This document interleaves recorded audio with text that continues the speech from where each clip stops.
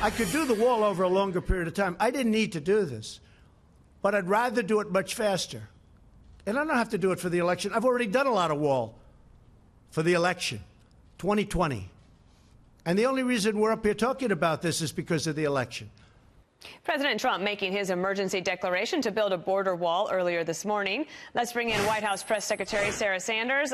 Great to have you on the Daily Briefing on this great day, on a Friday, where it's nice there in Washington, D.C., and the president was able to be in the Rose Garden today, took a lot of questions from the press. Critics of his seizing on this line that I didn't need to do this in regards to the national emergency, and some saying that that will be the opening line of every legal complaint that goes forward. How will you deal with that as press secretary?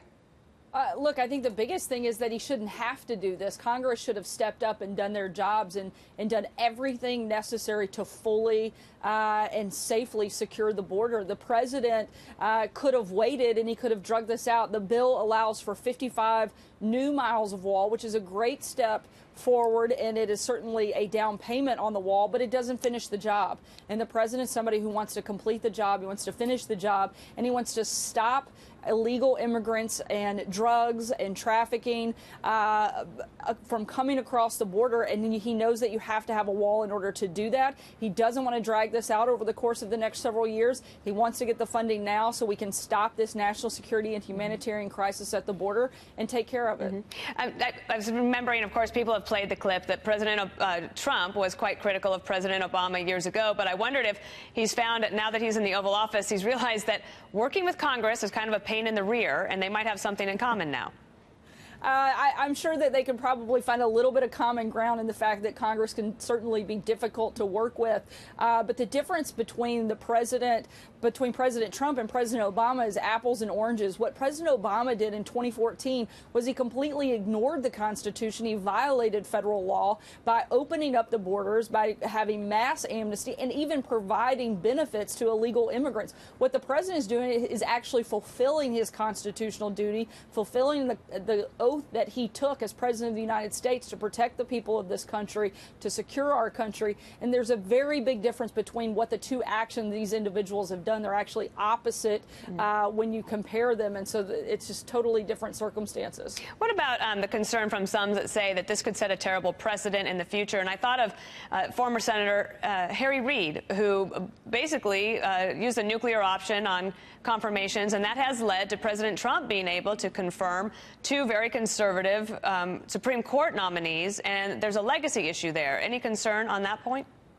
I think the president is going to have an incredible legacy. He's had an amazing 2 years already, historic first 2 years in office, and I think his next 6 years are going to be equally impactful. And I think that the two Supreme Court justices are something that are going to be one of the biggest and best parts of the president's legacy, and certainly one of the most lasting, and something he should never apologize for is pushing forward. The sad part is that he had to do that. He shouldn't have to do that in order to put people. He is the duly elected president of the United States. 63 million Americans came out and supported him and said, I want this person, this man, to choose who the next Supreme Court justice is, who the federal judges are. I want this person to be able to make decisions and impact the day-to-day life of these people. I totally get it. I was just, my point only was that Harry Reid had made a decision that now has come back to bite the Democrats, and they have to deal with that. I also wanted to ask you about this because I thought it was very interesting the way the president answered a question about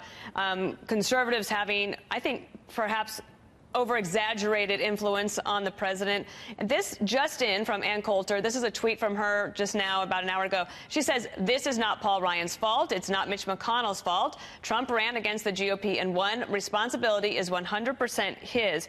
Do you think the media over-exaggerates the influence that somebody like Ann Coulter has on the White House? I don't think Ann Coulter has any influence over this White House or influence over much of anything, to be honest. I don't think she did before the president became the president, and I don't think she does now. I just don't see her as being an influential voice in this country, and certainly not one in this building. Does the president have a plan to deal with the difficulties that eminent domain could put in front of him as this national emergency goes forward, tries to build the wall? There's a lot of private citizens there, a lot of private property. Does he have a plan for that? Certainly, he's going to continue working with the Department of Justice, Department of Defense, as well as White House counsel, who will be handling those issues. We feel very comfortable about where we are. And again, we know that the president certainly has the constitutional authority to make this type of declaration, and we feel very good about where we are in the process. Take a listen to what the president said. Of course, you were there, but I just want to play it for the viewers about drugs and the death penalty. I'm sorry, I missed the last part. Our criminalist, a drug dealer, gets a thing called, how about a fine? And when I asked President Xi, I said, do you have a drug problem? No, no, no. I said, you have 1.4 billion people. What do you mean you have no drug problem? No, we don't have a drug problem. I said, why? Death penalty. Okay, so the president just did a pretty amazing thing with the First Step Act, and that was helping a lot of people in our country be able to resolve their problems with the justice system because of drug penalties that they had to pay. Is the president actually going to put forward anything that would change our laws on this issue? Legislation or executive action the president would take on that front. I think the point he's making is that we have to be tough. We can't allow people who bring in mass quantities of things like fentanyl who can wipe out an entire community. They picked up at the border just within the last few weeks enough fentanyl that would kill 50 million Americans. I mean, that is an unbelievable just travesty in the fact that those people are allowed to go free in some cases or not be able to be detained for long stretches of time. I think that type of thing is something the president wants to look at, and he certainly wants to be tough on those people. Can I do one other question, not about the national emergency? I want to ask you about Amazon. New York, that's President Trump's home state.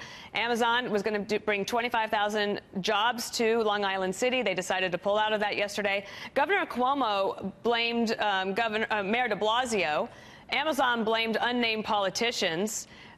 New York looks like it's hostile to big business coming in and creating jobs. Does the president have a view on this? Look, I haven't spoken with him directly about that process. I know the president is somebody who loves companies who are creating jobs, and that's certainly a good thing. He's created an environment that has made that possible, which is why we've seen such a massive influx in the number of people that have gone back to work, and we have now more jobs open for people who actually want to work than we've had in decades. So that's something certainly the president supports, but I'm not going to get in the middle of a squabble of Democrat New York politics right now, but I think it'll be fun to watch those folks battle it out for sure. I know. I used to try to avoid Texas politics as much as possible. All right, Sarah Sanders, thanks for joining us. Have a great weekend. You bet. Thanks, Dana.